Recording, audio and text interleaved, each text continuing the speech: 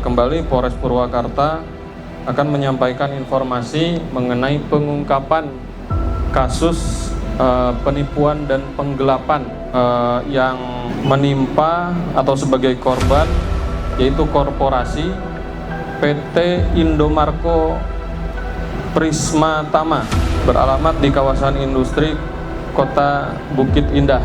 Pelaku atas nama MT, 28 tahun, yang bersangkutan modusnya penjualan uang hasil penjualan itu tidak disetorkan kepada perusahaan, melainkan digunakan secara pribadi, kemudian yang bersangkutan ini digunakan kembali untuk judi online.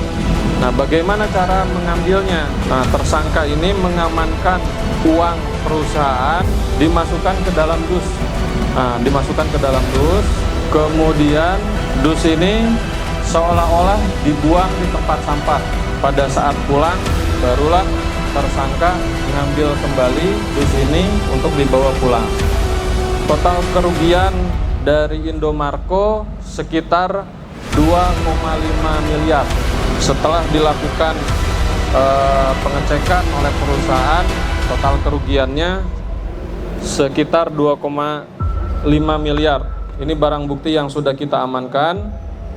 Ada rekening tabungan, kemudian ini salah satu alat yang digunakan untuk mengelabui perusahaan. Yang bersangkutan memasukkan uang ke dalam kardus, kemudian kardus ini seolah-olah dibuang ke tempat sampah. Pada saat yang bersangkutan pulang, kemudian dicari lagi di tempat sampah, baru dibawanya pulang. Yang bersangkutan atau saudara MT ini diamankan di perusahaan sendiri, diamankan di PT Indomarko. Pasal 374 dengan ancaman hukuman pidana kurungan 5 tahun.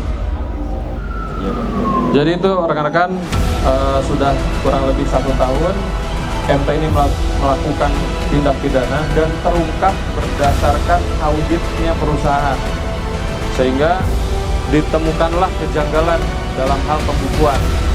Setelah didalami, dilaporkan kepada pihak penyidik, dan penyidik melakukan investigasi, diperolehlah angka-angka yang janggal yang dilaporkan oleh tersangka ini, dengan dibuktikan dengan beberapa alat bukti seperti buku rekening dan lain-lain yang mendukung terjadinya tindak pidana.